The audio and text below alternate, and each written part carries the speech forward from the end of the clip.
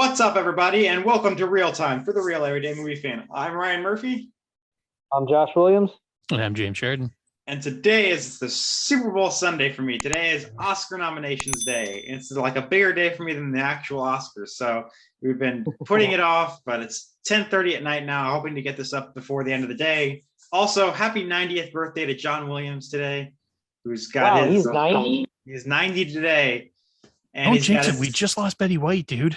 Yeah, well, he's got Williams and Betty White in the same year. I'm gonna be pissed. Say what now?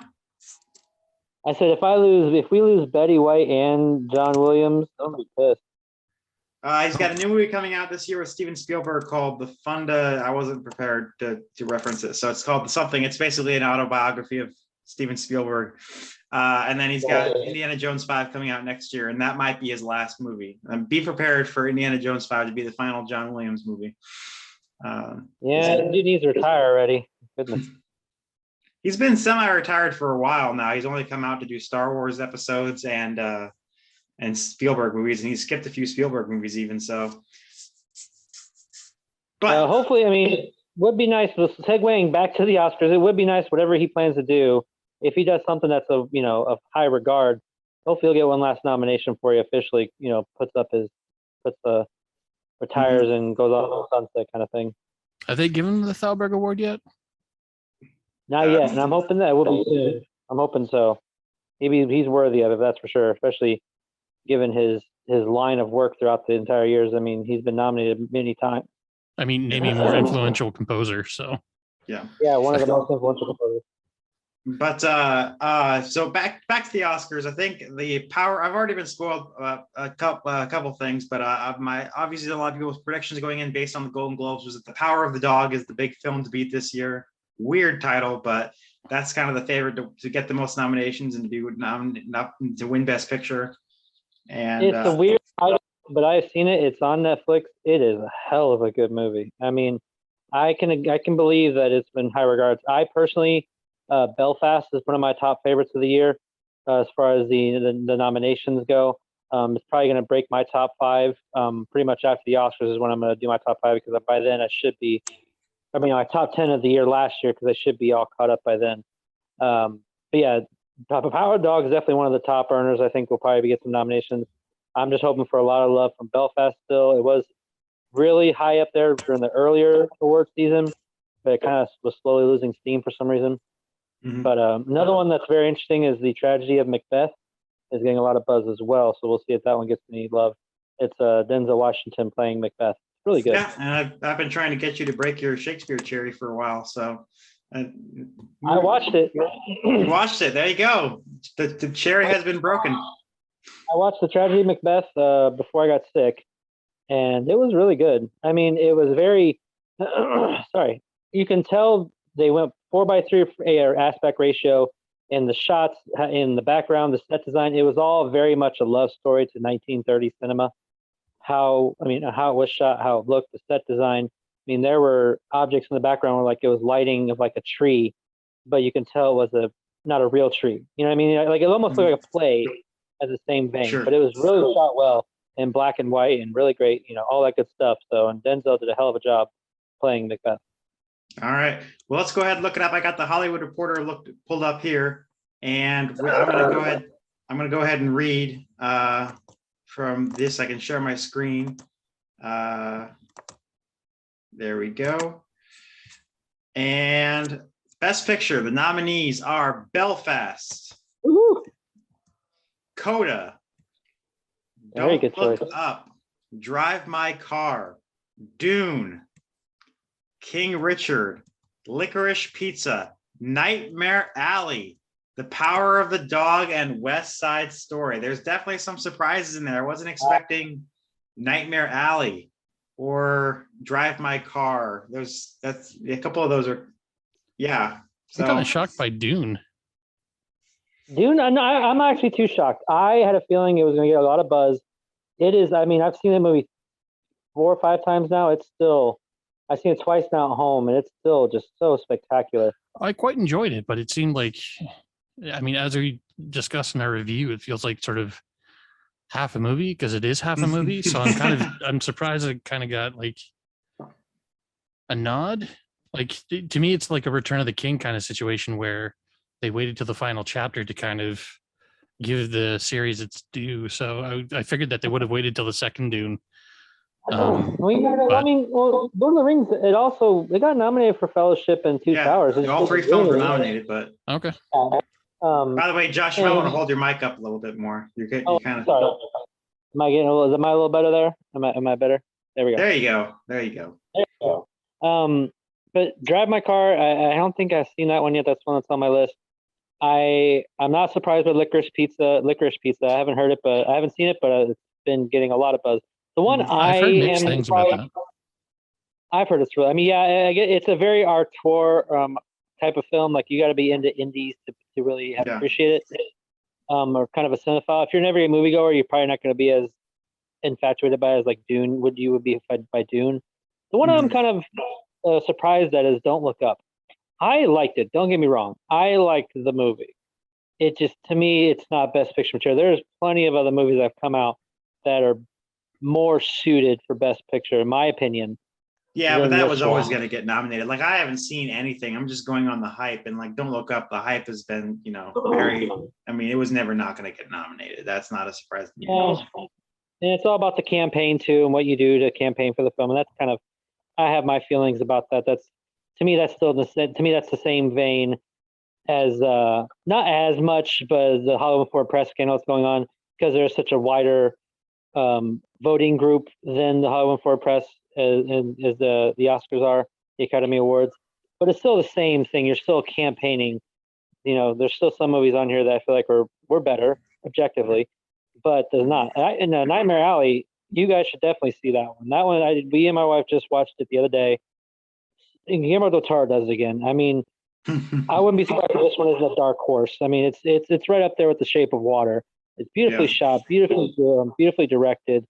Performance, Bradley Cooper just owns the leading role so well, and the ending is so deserving in a weird twisted way. It leaves you happy because of what happens in a weird twisted way. I don't want to give anything away, but yeah, that one's definitely. And then King Richard, I mean, there's a lot of them here that I definitely deserve to be on this list, but this one that scratched my head for me personally is Don't Look Up. What about you, James? Have you seen any of these?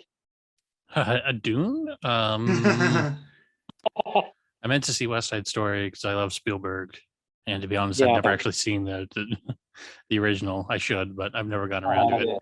I'm iffy on Del Toro. Like he's one of those guys who does like really beautiful,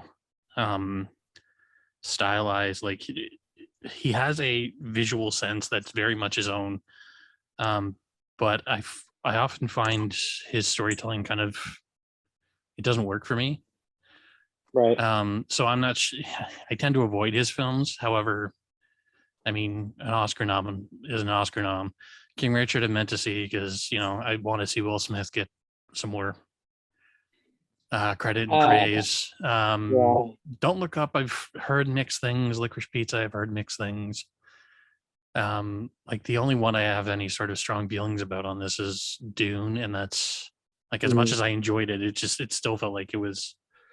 And it's not a knock against the film as a whole, because I still think the film works wonderfully. It just didn't feel like it was a completed story. So it doesn't feel like it kind of deserves a nomination at this point. But that's me. I'm obviously not, in the Academy. So I don't get a say in this because we all know what film I would put on these lists if it was up to me. Another one that's the note, guys, is Coda. Which is basically about a family where everyone in the family is deaf except for the daughter, and it's kind of the centers around the daughter. I haven't seen it yet, but I've heard such amazing things. It's on Amazon Prime. Basically about the daughter kind of living with the life of a family who can't speak.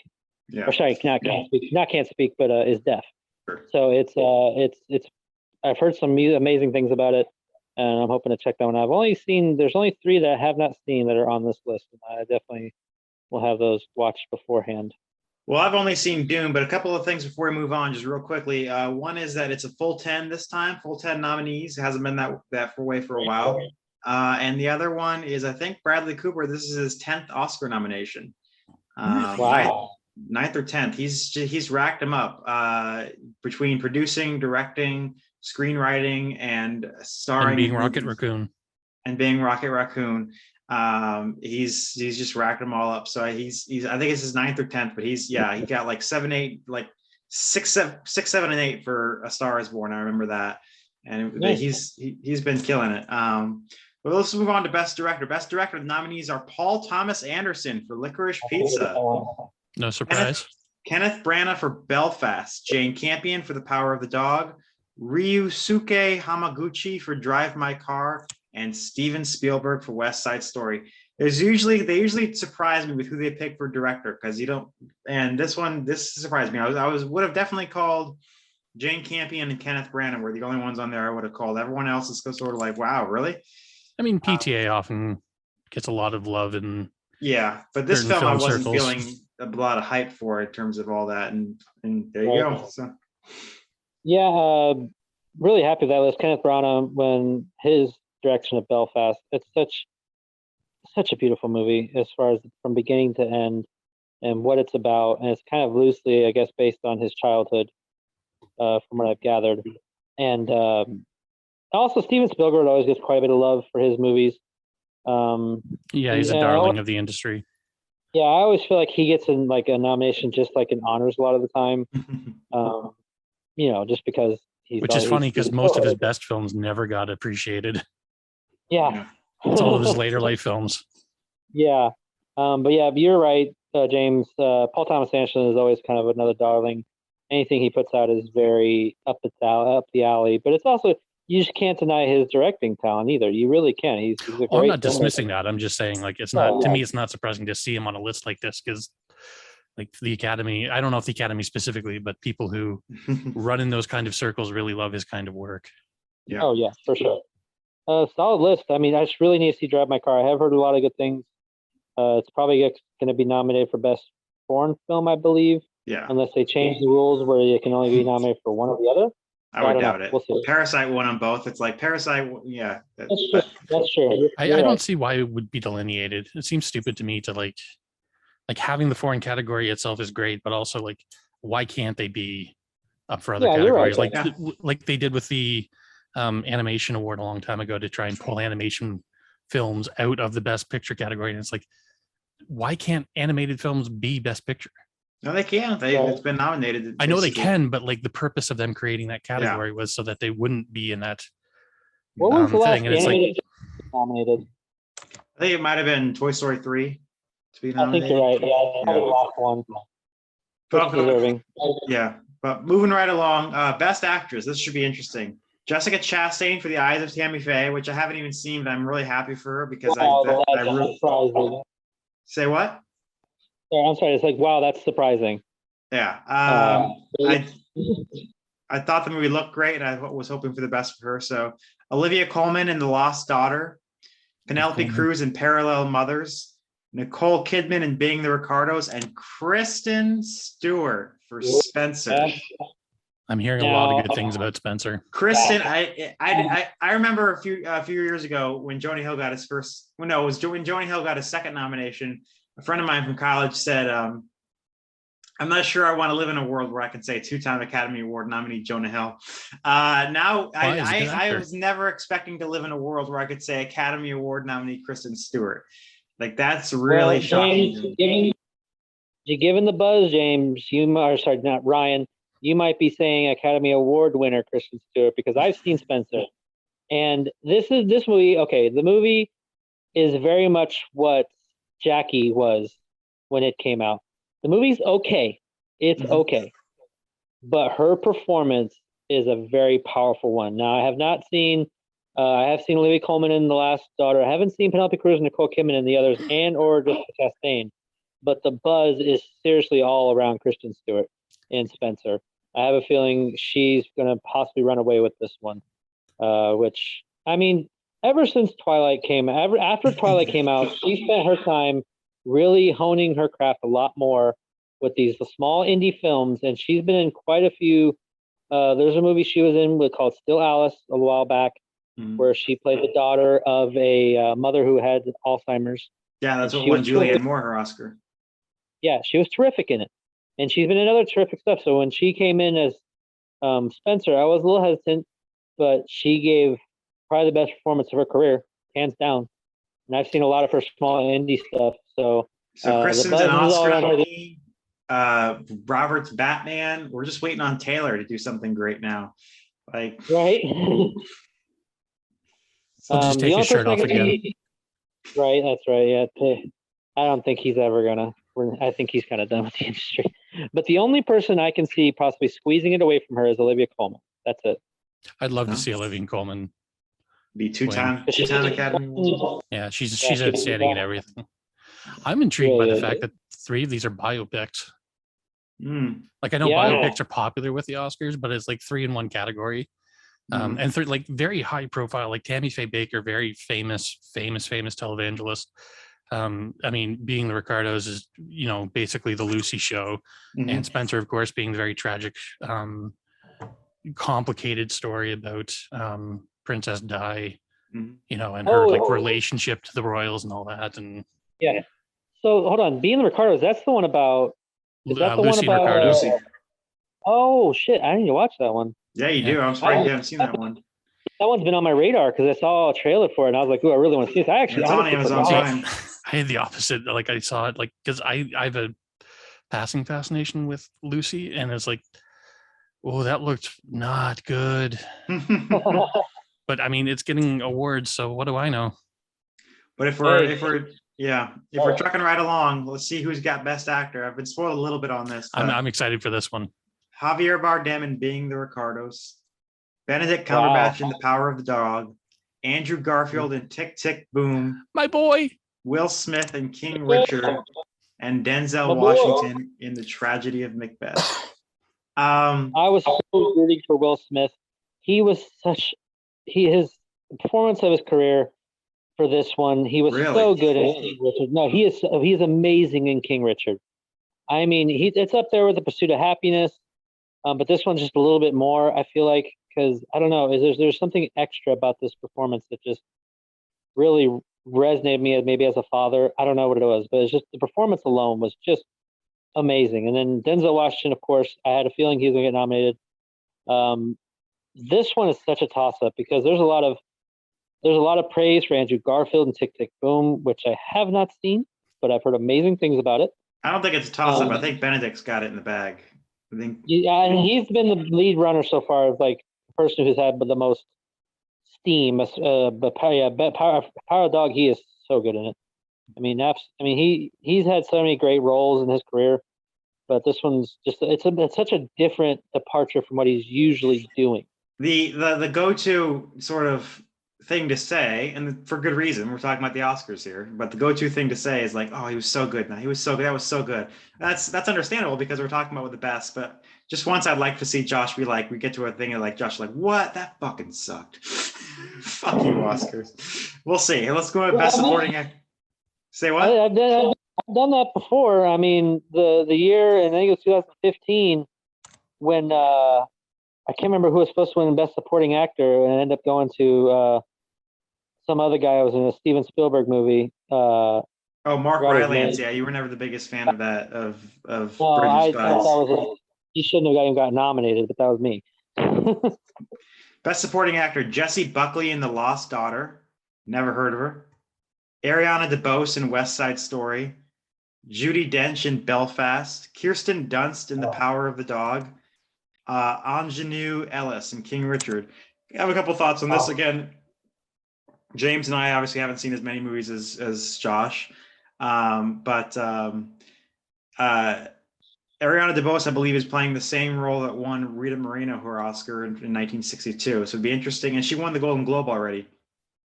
So it'd be interesting if that role had two people win it because so far, if you don't know, for 45 years, The Godfather was Don Vito Corleone was the only role that ever had 2 Oscars won for playing it, Marlon Brando and Robert De Niro. And then Joaquin Phoenix and Heath Ledger broke that record with Joker and The Dark Knight.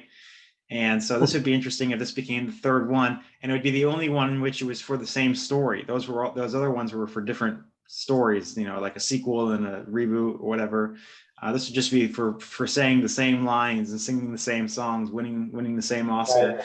The other one is it's always really like I just had this whole thing about Kristen Stewart. Kristen Stewart, I get, congratulations. She's in the first time Academy Award nominee. It's always really fascinating to watch who now gets to finally add that to their name. And Kirsten Dunst, good for Kirsten Dunst. And she's now Academy Award nominee, Kirsten Dunst. And judging around the buzz around that, looking at, because I watched some different film pundits about their predictions and whatnot. I like watching that, like when I travel and such, or listening to it, I should say. But Kirsten Dunst has got a lot of steam behind her, and for good reason. She gave a very raw performance, more so than I think I've ever seen her. She's been in a lot of good indie stuff before that she's been great in, but another one it's one of the best she's ever given, to my knowledge. I mean, she may have done some stuff I haven't seen that she's gotten good stuff for.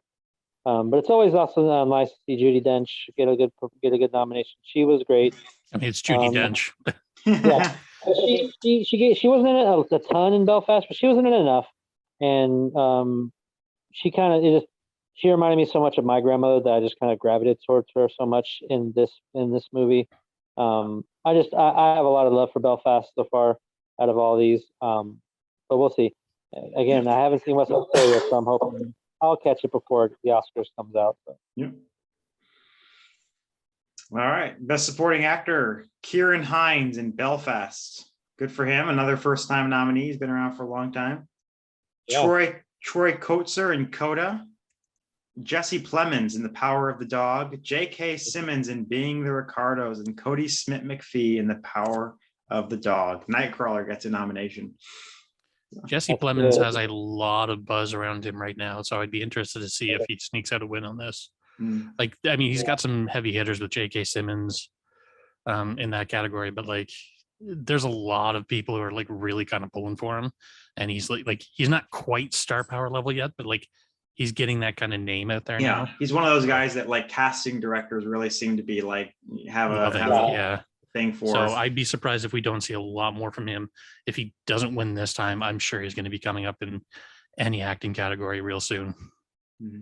Well, he's an exceptional actor. I mean, he's been, even from film and TV, like one of his favorite performances of mine is still one of the episodes of, oh my God, I'm blanking on it. It's the sci-fi show that's on Netflix that, oh God, help me out here, guys. It's like Twilight Zone, but it's not. It's more The Outer Limits. Black Mirror. Well, Black Mirror. Thank you. He's in an episode of Black Mirror. It's one of my favorite episodes, but it's also one of my favorite performances of his. And also, I liked him in Game Night. He played that creepy cop who is an extra neighbor. But he's a really great. I wouldn't say up and coming, but he's really just kind of creeping along as far as his prestige as an actor. And it's good to see him get a nomination. And Cody Smith-McPhee won the Golden Globe, so we'll see about that. Power of the Dog also has this distinction of being having 4 performance nominations, which is very rare. Some of the few films that have had nominations in all 4 acting categories include Silver Linings Playbook, which was an extraordinary film. I think, other movies have, but Silver Linings Playbook comes to mind. All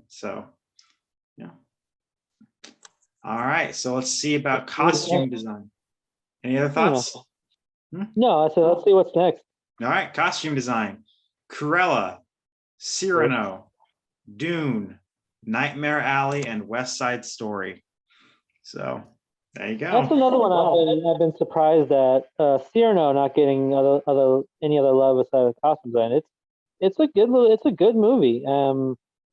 Peter Dinklage gives a great performance, kind of coming off. I think this is his first performance since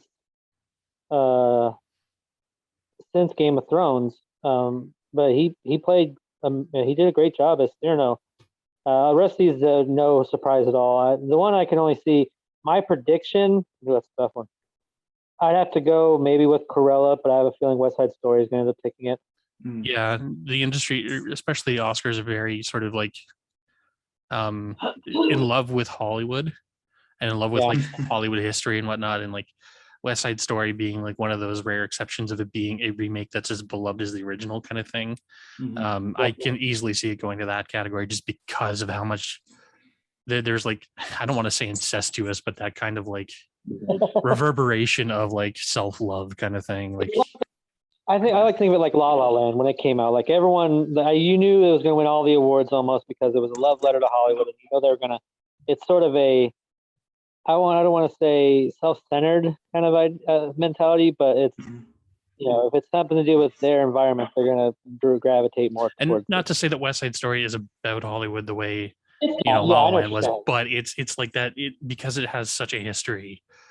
Exactly. Like beloved within Hollywood and whatnot, that it's sort of a darling, and I can see it being, in the categories that it's like not up against huge contenders, it kind of sweeping things like best costume design and like some of the other technical categories that, there might be some other films that I think might be more deserving, but I think West Side Story is probably going to be, it's going to be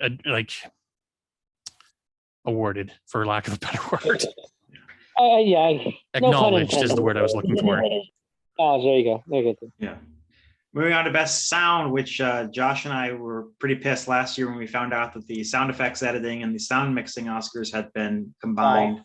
But it's stupid. But Belfast, Dune, No Time to Die, The Power of the Dog, and West Side Story. So interesting choices. I'm surprised. I'm gravitating more towards Dune because the sound in that movie is it's its own character. Honestly, I think we can both agree that it added something. The sound mixing of it was spectacular, but even in just the different sounds that were used for sound effects, like I wonder, I'm almost wondering like if he did like if there was a lot of Foley, if there was any like Foleying going on with that, like they created those organically or what, or synthetic, even synthetically, like they use it on a computer still.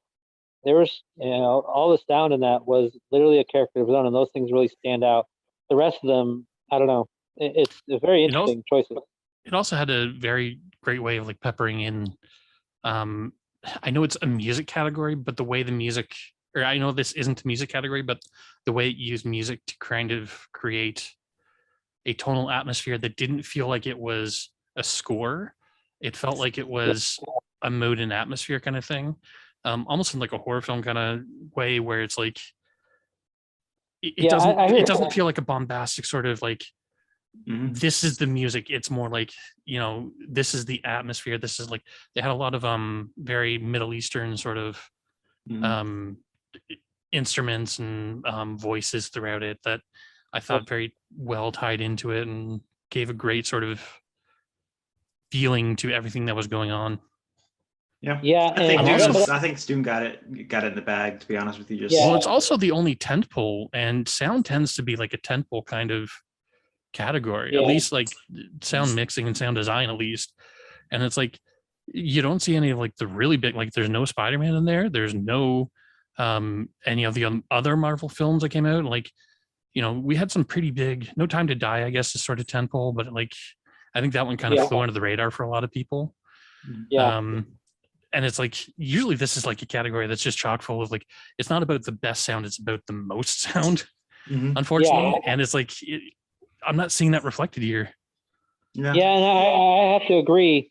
And what you were saying earlier, James, a lot of that has to do with the sound mixing, like adding in the sound effects, but also mixing in with the sound effects and the scores to like make it sound all cohesive. Really is a lot to that. And so I feel like if Dune doesn't win, I'll be a huge shock for me. Yeah. I could see West Side Story taking this one too, but I'd prefer Dune. Yeah. Absolutely. Going forward, original score. This is my thing. What's your favorite? Don't Look Up, Nicholas Britell. Dune, Hans Zimmer. Encanto, Jermaine Franco. Parallel Mothers, Alberto Iglesias, and The Power of the Dog, Johnny Greenwood. Okay. So I know a lot of people will be very upset if Encanto doesn't win. Everyone's really high on. Well, the people are high on the music, not necessarily the score, which is weird. I mean, the score is part of the music. Yeah. But for me, I got to go with Dune again on this one. I mean, the score is just out of this, literally out of this world, no pun intended. I'm split between the two, but yeah. And Canada I could be happy with. Power of the Dog actually had a really good score to it too. Don't get me wrong, but the ones that just really stand out this year, as far as this list is concerned, is between Dune and Encanto. I'll give it that. I think that might be what it is. Might be what it comes down to being between. So let's see. Best adapted screenplay. I get the screenplay stuff here. Coda, Drive My Car, Dune, The Lost Daughter, and The Power of the Dog. Wow. Kind of awesome. surprised by Dune. I was thinking, yeah, they'll throw it a Best Picture nomination, but they're not going to take it seriously as a screenplay. But no, they're throwing all the works at it. Like, you know, sometimes you get that action movie that they just sort of throw a Best Picture nomination at, and they don't really like, yeah, go on and have this. But no, it's nominated for screenplay. Like, they're taking it seriously. So again, Power of the Dog is the darling film this year. It's the film to beat for Best Picture. So I think that'll probably take it Run home. away with it. Yeah. I could see that. Now, we haven't seen Drive My Car, and there's getting a lot of buzz for that one too. We never know, really. I know there's quite a few of these available online. I may have to just read them just to see how they're written. But also, I mean, you could easily just watch the movie and just gauge. Like, I had a feeling Dune had a shot for Best Adapted Screenplay. From what I've gathered, at least from hardcore Dune fans, like who are hardcore fans of the books, they say it's the best adaptation they could have hoped for. So that's kind of good high praise for fans who are, you know, kind of fanatic for Dune. Especially Dune fans, they're very particular. Yeah, they're very hardcore. They're almost as bad as Lord of the Rings fans. Almost as bad as Ghostbusters fans. No, I'm joking. Yeah. We don't have an adapted screenplay. Ours was original. No, it counts as adapted because it's a sequel. But yeah. No, I meant that. Oh yeah. Okay. No, you're good. Yeah. Okay. Best original screenplay: Belfast by Kenneth Branagh, Don't Look Up, King Richard, Licorice Pizza, and The Worst Person in the World. There's always that film that gets nominated. You're like, what? What? When? How? Who? I don't think I've even heard of this movie. It's not even on my list of movies to see. Yeah. I don't think it is. Looks like it's a foreign film, some sort of Germanic film. So Eskil Vogt and Joachim Trier. So, but Belfast, I think, got it in the bag. I think Belfast and The Power of the Dog are going to be the screenplay winners this year. I think so too. It'd be cool to squeeze out for King Richard. I'm glad to see it nominated. But yeah, I think Belfast has really got this one. It's well written, that's for sure.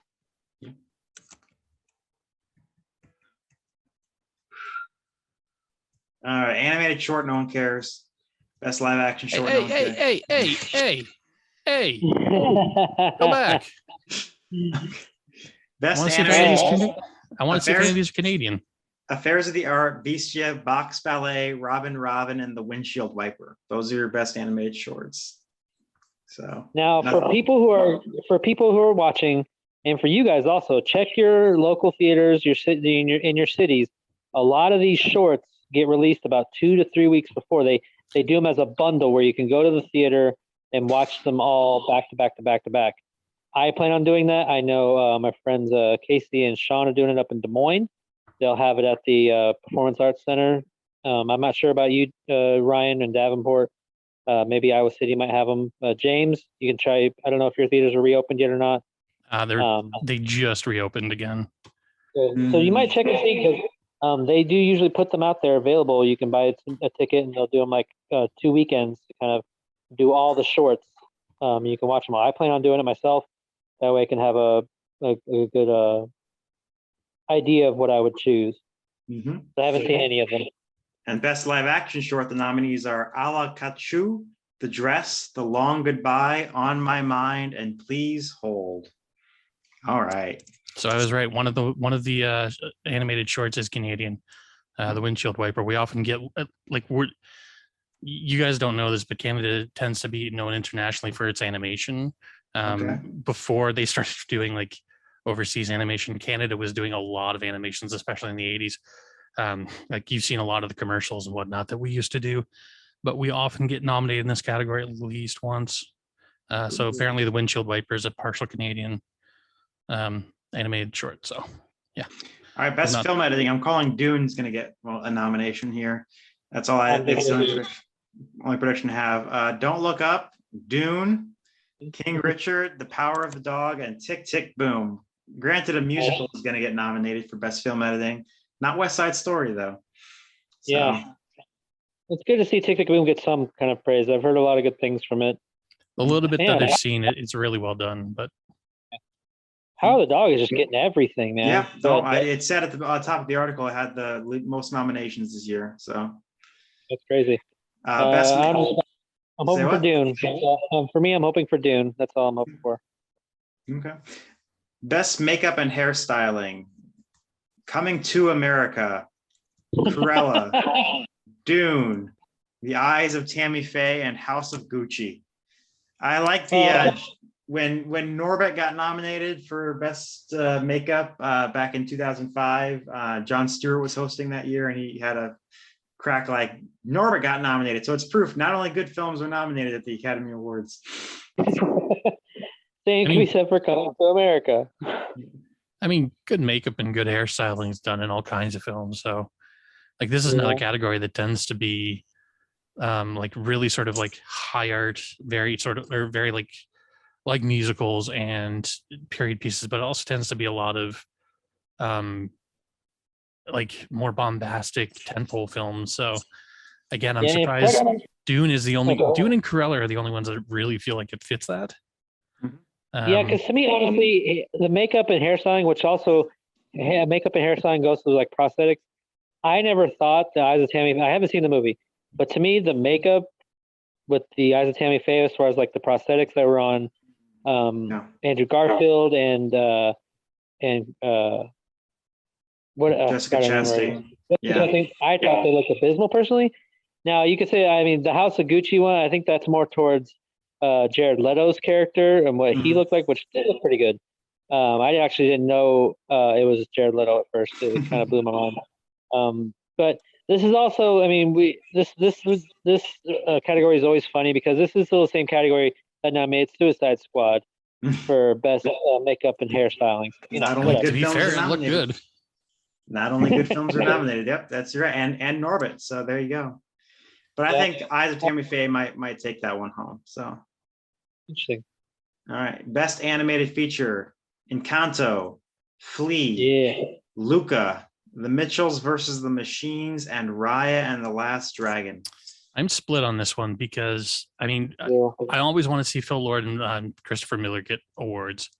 I think they're terribly underrated and they need to be like, I know they're getting a lot more praise these days, but like they have Oscars.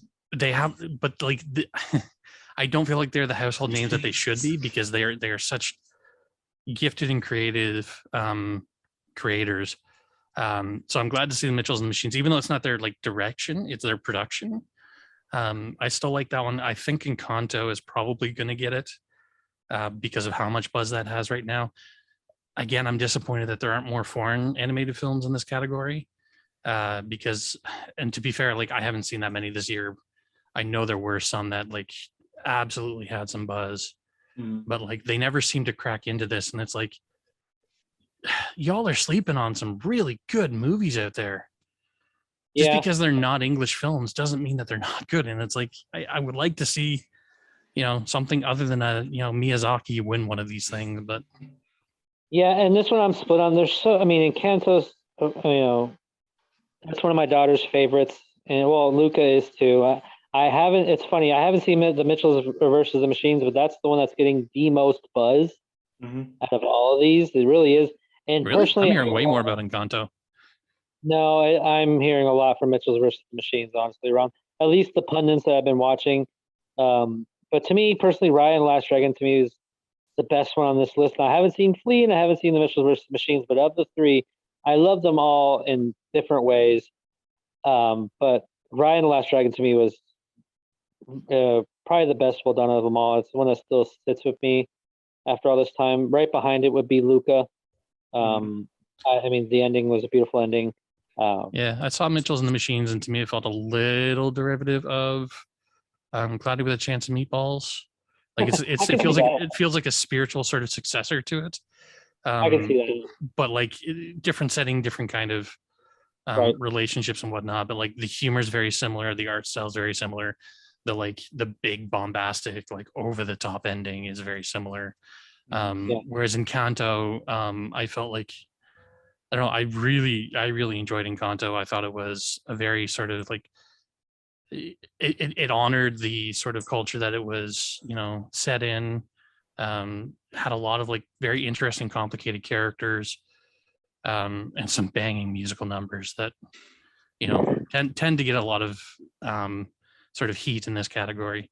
But I can see why Raya would be another one. Like Raya didn't hit as well for me as it did for other people, but I can see why it might hit for some people. To me, I feel like this might be another kind of 2014 scenario where in 2014 there was huge buzz. I can't remember what movie it was for, but everyone was like, "Oh, this movie's going to win. It's going to win." And then Big Hero 6 squeaked it out and won.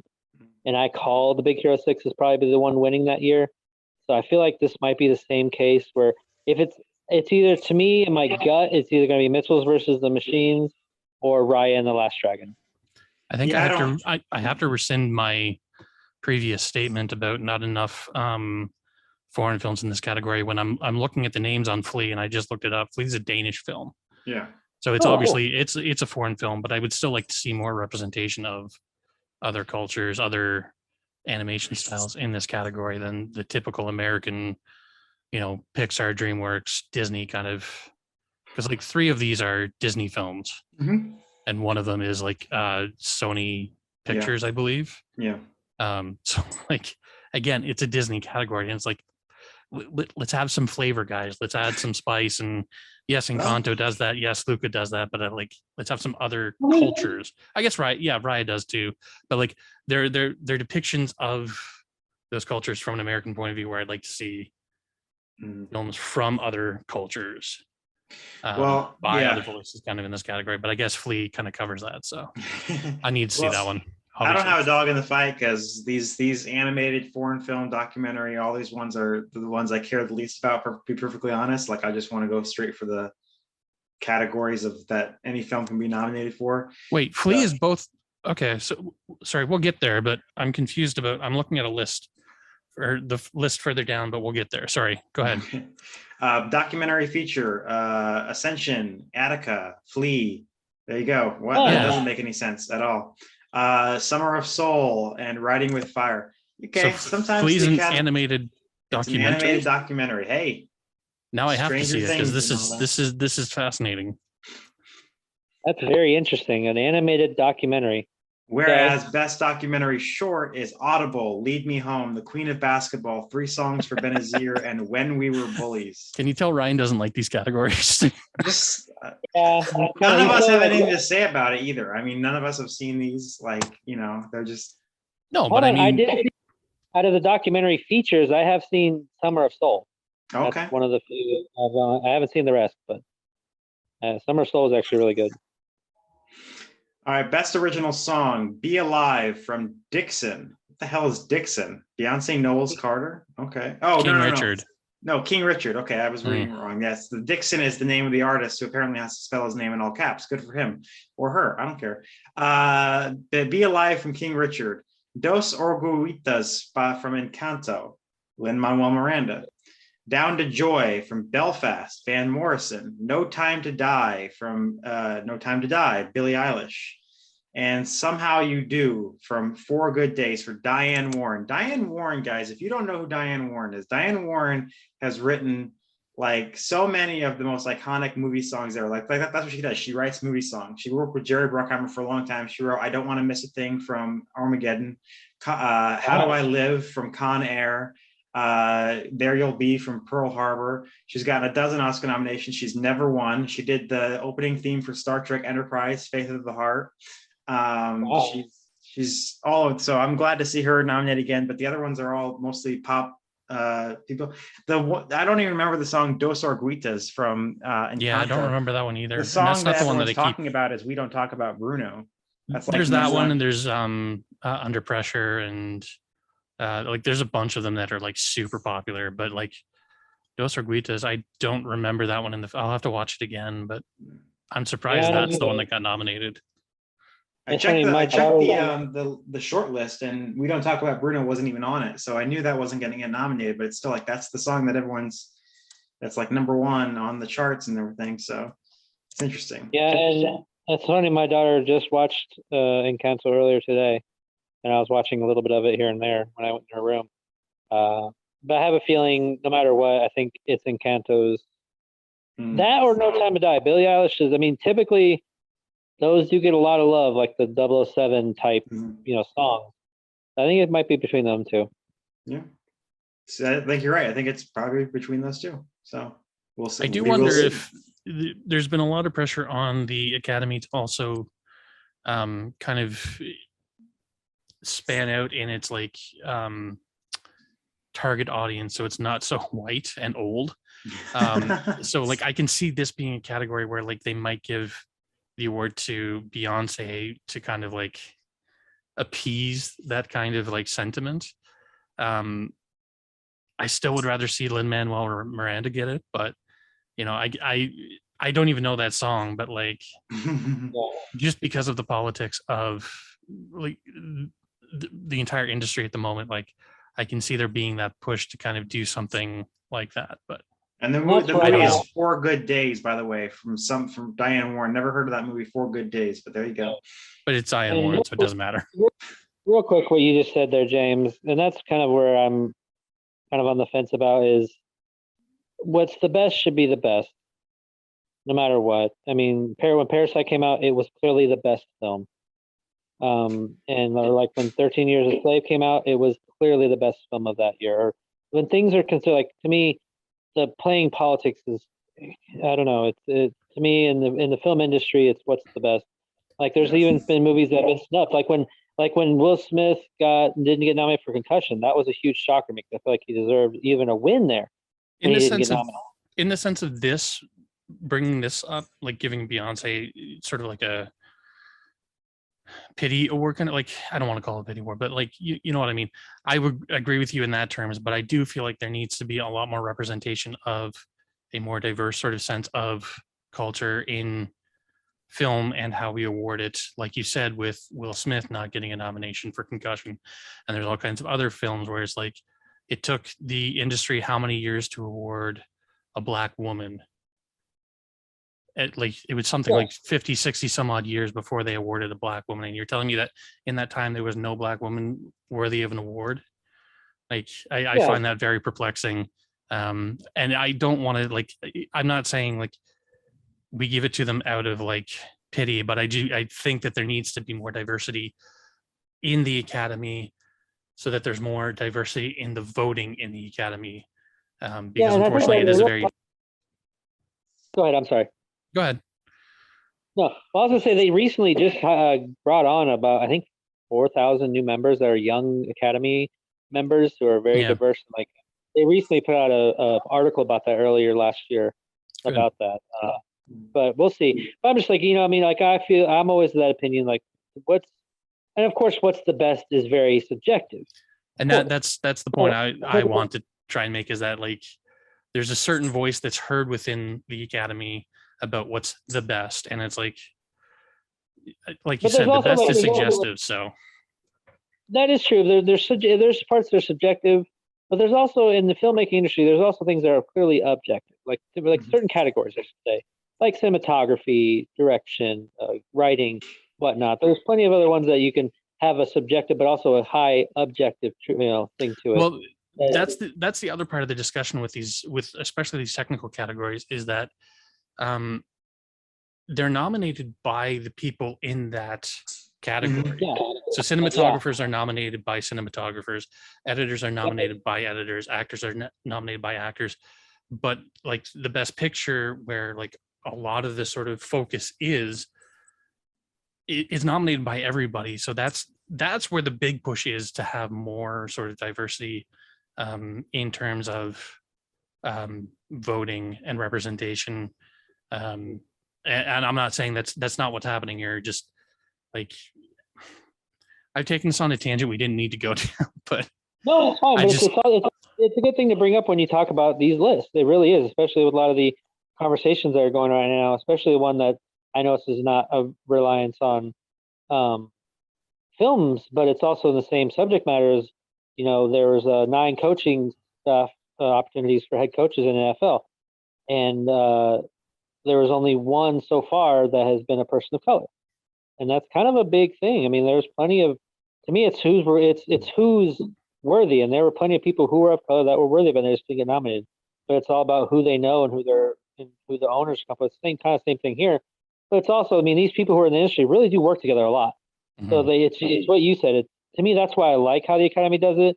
It's because the cinematographers are voting for the cinematographers, and from what I've gathered, they can't vote for themselves. So and they do it on like a scaling system, and so and that's what I like about that. So that to me goes more on what is considered the best is considered the best. You know what I mean? There is a good YouTube video out there that shows how the voting, like the weighted voting of the Academy works. And it's actually kind of fascinating if you're into understanding how the voting, because voting is a complicated process unto itself. It really is. In any category. But sorry? There's like 2 or 3 rounds before the final voting is even had. Well, there's the short list, and then there's the voting, and that's like there's the voting to create the short list, and they're voting to like kind of create the category, and then there's like the voting to see who wins, which is the general Academy as opposed to the specific categories, but it varies. It's complicated and fascinating. Right. So I think we have three categories left. This is my most anticipated one. Say what?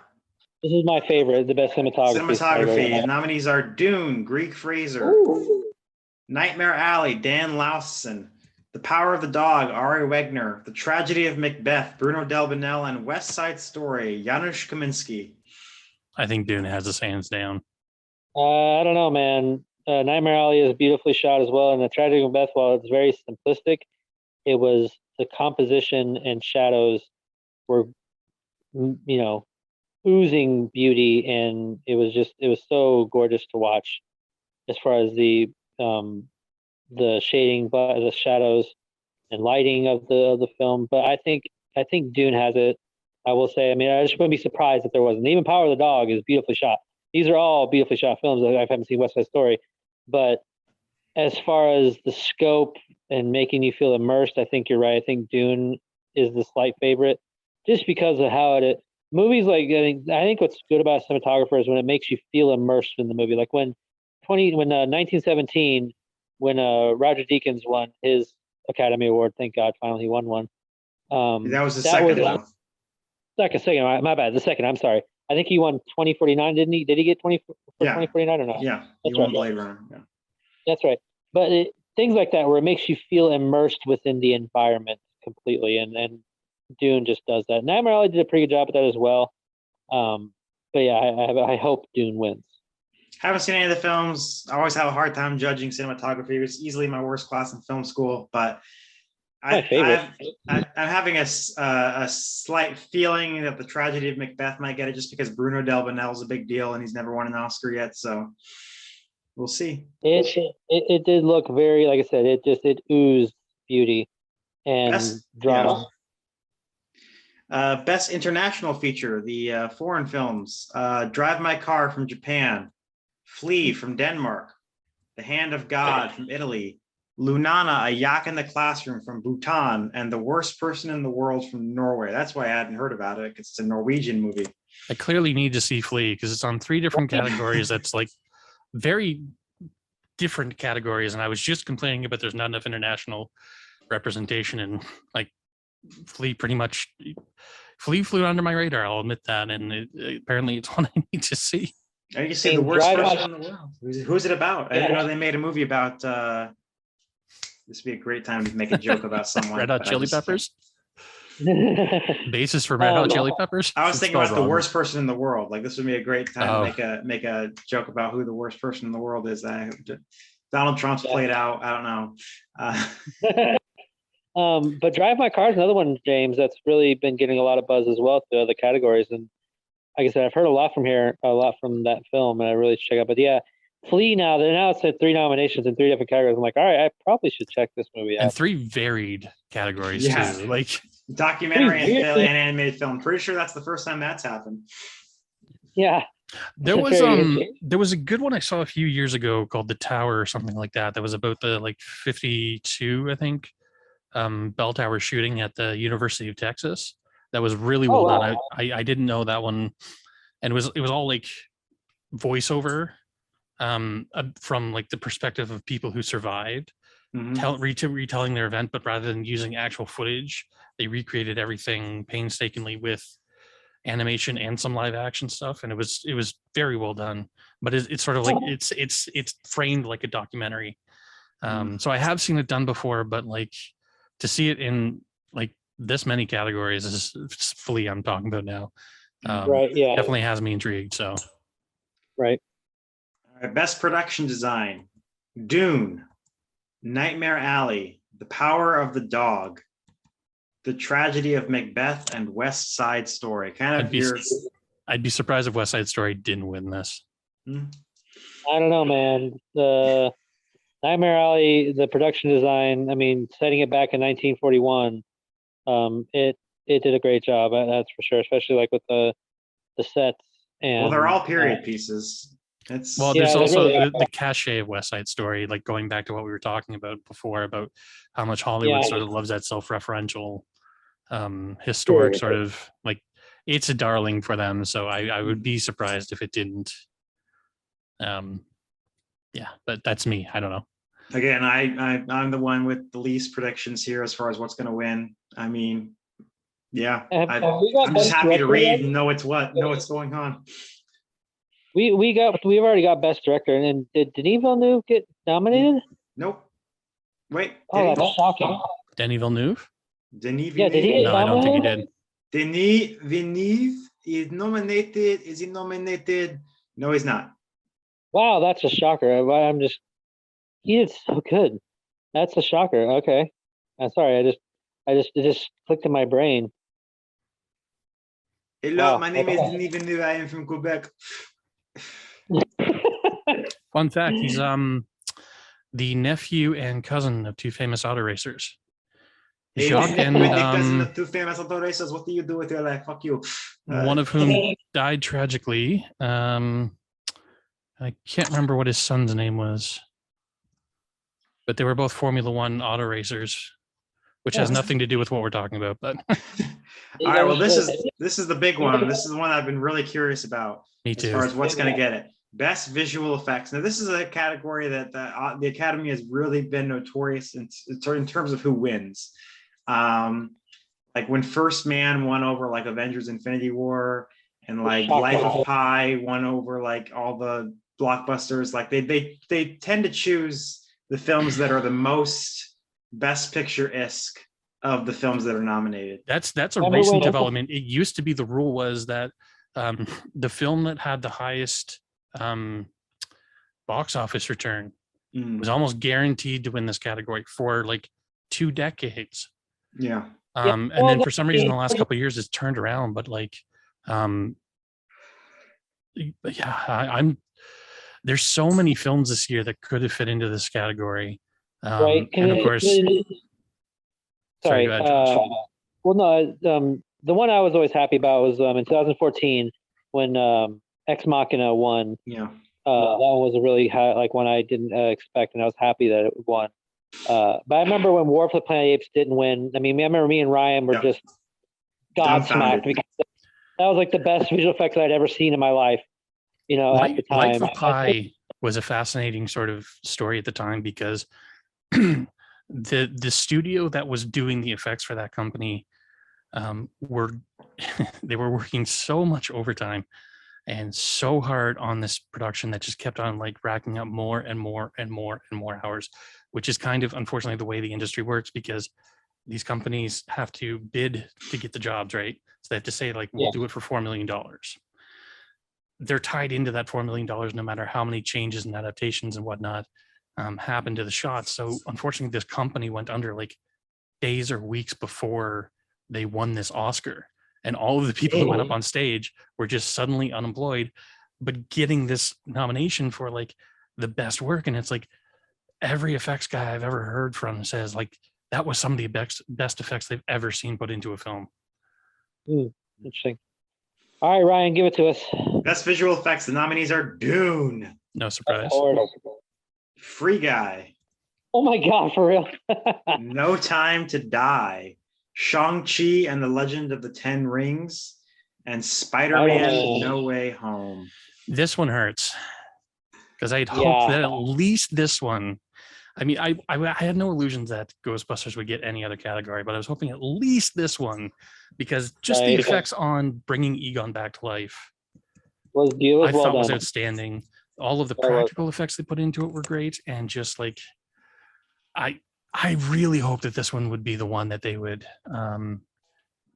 Like, I didn't expect it to win, just at least get a nomination, but like visual effects is always such a like difficult category, and there's so many top contenders. I haven't seen No Time to Die. Honestly, James, I would take out Free Guy. I love Free Guy. Don't get me wrong, but I would take out Free Guy in place of Ghostbusters. I personally, but like even Matrix would have deserved to get a nomination on this list. What were some of the other ones this year? Like, as much as I had problems with Matrix, for film, the effects were astonishingly good. Yeah, they were. They're pretty good. Like No Way Home, I'd have no argument with. Legend of the Ten Rings got a little cartoony towards the end. Yeah, I remember watching it. But I still love the hell out of it. Didn't see No Time to Die. Free Guy was cartoony, but it was meant to be. So it's like, it's not supposed to be realistic. It's supposed to be video game. So it's like they did some good work on that. Dune, like you can hardly spot the effects because it's just so well done. But it's like, I feel like Dune's running away with this one. Dune's got it. Dune's got it in the bag. I mean, but then again, Ryan, we've been here before. We're like, oh, no, because we were judging what the best visual effects is, and I'm saying Dune's going to get it because it's the most best picture of the visual effects nominees. And I'd still like to see No Way Home get it, but so No Way Home would be cool to see. But I mean, I just remember when War for Planet of the Apes, that one still gets me because we're like, me and Ryan were like, it's got it in the back. There's nothing. I remember that year we're looking at the list, like there's nothing even close. There's just no way. There's just no way. What the fuck is that? Yeah, it didn't win. We're like, what the hell just happened? What did it lose to? Blade Runner. Yeah, and that's a fair one, but at the same time, no, I mean, at the time, I even still believe this day that the effects on Caesar and all the apes, it was unreal. They looked like real apes, and it was like that's down the to the problem. tiniest detail. That's the reason it lost, because the problem again with these categories is that they're nominated by the people in these actual departments. Yeah. Mm-hmm. So all the visual effects people know what looks good, know what actually did good, and put forth what they felt were the best. I would have liked to seen some other ones on this list, but in terms of like Planet of the Apes, it was almost too good. And I think a lot of the time people don't understand what like they're seeing in a film. So they see like effects that are very clearly effects, like they see flying dragons and, Shang-Chi. Obviously those are not real. Talking apes shouldn't be real to people, but because they were so realistic because of the incredible performance put behind them, I don't think people were actually considering that an effect. I think people maybe thought it was makeup, and they don't understand the difference. And like, just like when you see a film, it's not just the like wacky characters or the flying potato character and Shang-Chi in front of you. It's all the stuff behind you. It's the stuff that they're building in a world. That's why The Matrix to me should have been much higher in this category, because just the entire film is visual eye candy. Yeah, and that's the same vein. In the same vein, James and Ryan, that's why I feel like Dune has it in the bag, because there are so many effects in the world. Like the one of them that comes to mind is the spoiler alert for anybody who hasn't seen Dune, but it's not really pertinent to the story. But the battle at nighttime when House Harkin, where House Harkin invades House Atreides at Arrakis. Like that whole scene, like the explosions, the lasers, the shields. I mean, that was all. I mean, the shields were obviously visual effects, but a lot of this, like the explosions, a lot of the Dune Sea was special effects, and that's pretty. The ships. The ships. Even when you saw the worms, when you see them moving through the sea, that was all visual effects, and that looked really quite amazing. And I think that's why it won't win, is because I think it's going to be another Planet of the Apes thing where they won't recognize that some of this stuff is effects. and they don't understand that, like, the amount of work that goes into that kind of stuff. And I really don't know what would beat it. Like, I would hope Spider-Man No Way Home, but I don't know. What's the only contender in my brain right now that would even stand a chance, honestly? But I mean, you could say, No Time to Die. I mean, that could be another one too. I'm sure a lot of the explosions and stuff were special effects. Mhm. A lot of those tend to be, well, that's the difference. Special effects are what happened in camera. Visual effects are what they had after the fact. So this isn't the stuff about explosions. This isn't stuff about But the like what's nominees, done on set. the nominee goes to both special and it's called visual effects, but they give it to both. Like the special effects supervisor is in there in the list of nominees. So In the list of nominees, but it's more about what's done after the fact, because it's the pyrotechnics and whatnot are completely different. Like, there should be categories for pyrotechnics and stunt work and all that stuff, because that's just as important as everything else. But side they're note, not Chris Corbold is the special effects supervisor on all the Bond films, has been for a long time. He's nominated this year for No Time to Die. I interviewed his brother Neil. It was awesome, if I do say so myself. He was a two-time Academy Award winner. That's good. I just don't think this one's as clear cut. Yeah. We'll see. My gut's going with Dune, and that's what my heart wants to go to, because it's just The Power of the Dog. I'm going to go for Best Picture, Director, and Actor, possibly Best Supporting Actress for Kirsten Dunst. So was it? I said it was nominated in all 4 categories. Maybe it wasn't. Maybe I just totally, because now I'm thinking about it. an actor, actress, screenplay, and director, and best picture. It was nominated in all 4 categories. Not best actress. Not Best Actress, it's Supporting Actress. Yeah, there's two. But There's it's got 2 2 supporting actor. Okay. But they didn't have a main actress in the film, I guess you say. So Kirsten Dunst being supporting actress, that makes sense. Yeah. But I mean, as far as what it's been in line for, yeah, it's got all the categories across the board. The only strong predictions I have are Power of the Dog for the top 3 for picture, director, and actor. I'm gonna say Dune for visual effects, and I'm gonna say Belfast and Power of the Dog for the 2 screenplay awards. That's gonna be my predictions. So other than that, I don't have a dog in the fights. It's just the Power Dog is just such a weird name. I don't know. Yeah, it is. Like when you say the list of the nominees of the winners for Best Picture, it's like The Godfather, The Sting, The Godfather Part 2, Lord of the Rings, The Return of the King, Parasite, Nomadland, and The Power of the Dog. Oh, that's funny. My prediction would be a write-in for Ghostbusters Afterlife for Best Picture. Reitman for Best Director. Best Actress by far, Grace McKenna. Best Song, Grace McKenna. Best Visual Effects. I mean, Grace McKenna, obviously. Like Grace McKenna, that song she wrote was actually a good song. Yeah. I mean, again, her performance was great too. So I honestly would have loved to see her get a nomination, but. Well, there is one. I believe it's the SAG Awards where they have best young actor. She probably get nominated for that. I don't know. I think the nominations are after that. I can't be sure, but I'll have to look up the SAG Awards. They do have best youth or best young actor. I'm almost positive she'll get nominated. See, I can't complain because my favorite film, unlike James, my favorite film is it did win Best Picture at the Oscars. You know, Godfather got the awards, and unlike the Goonies as well. So one film for me this year. But that's because you're a pretentious asshole, and we like to have fun. Wow. I mean, well, you're the one who's my movie won Best Picture. Well, one of my favorites of the last decade was Spotlight, and it won, so I was happy about that.